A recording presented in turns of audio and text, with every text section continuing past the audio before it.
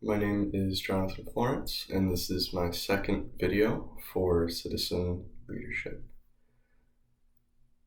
The first prompt that I have is to look at my Clifton Strength results and talk about how I use those in a group setting. So my top 5 are restorative, individualization, harmony, includer, and positivity. I think that I have a real tendency to work towards resolving conflict. I'm a middle child, so I think that I've been doing that a lot in my life. So I like finding solutions for things and understanding people and seeing if I can find common themes between them and ways that they can work together. So that covers includer, harmony, and individualization, I think. Restorative is the same kind of thing, so resolving issues. I think that I tend to do that a lot in a group, just looking for common solutions that people can agree on and vibe with, I guess, that aren't going to set anybody off or exclude anybody, I think is my main goal when I do that.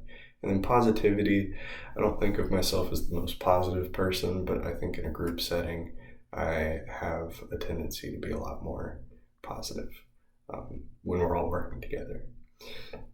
So my second prompt is think about a group that you're a member of and what's the group's common purpose. How do you contribute to that group? And how does that group influence you as a leader? So I think I'd like to talk about, for another class, I have a group that's 3 of us. It's me, Kara, and Abby, and all 3 of us go into a 3rd grade classroom and teach environmental education. And I think that I have a role that tends to be sort of checking up over all the last minute details, sending in the lesson plans when it's done, and sort of making sure that everything is actually taken care of. So I don't know that I do delegating as much, but I think that I have an opportunity to exercise some administrative muscles, I guess, in that sense. And then the next prompt is the difficult conversation simulator, and that was interesting. I think that the main thing that I learned from that was to keep a goal in mind when you're doing a conversation. I think that that's really easy to lose sight of, especially if you get wrapped up in the moment or you're really used to the mindset that facts are the way to change people's minds. And even from other classes, I've seen a lot of research that says that that's absolutely not true. So I think that it's really important to keep your goal in mind, whether that's understanding the other person or something else. But usually my goal is to try to understand the other person a little bit better, because I think that everyone deserves to be understood, even if I think they have a terrible viewpoint. I'd like to understand where that comes from. So I think just keeping that goal in mind is something important that I learned from that simulator. The next thing is the active citizen continuum, and I think that I probably land close to the volunteer.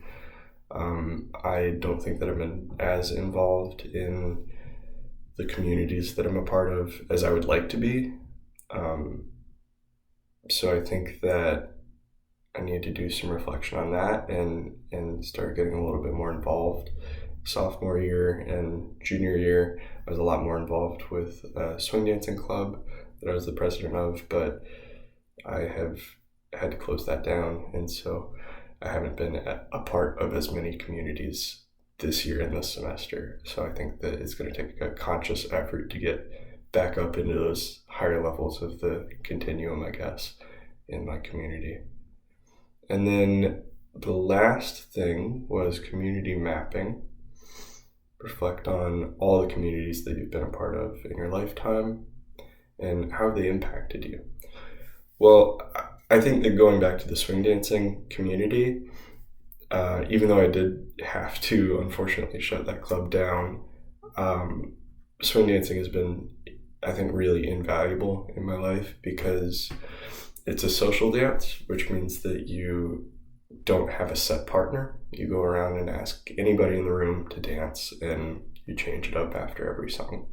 So that's really given me a tool in my life, I think, to better interact and understand people that I would normally never talk to. So it's been a really valuable way to get insights into people's lives, I think, that I would never otherwise see. And it's been a good tool to help me to understand that everybody can have common interests, and we're all just people, and we all deserve respect, and there are goals that we can all work towards, even if we come from completely different backgrounds and are seemingly otherwise very, very different.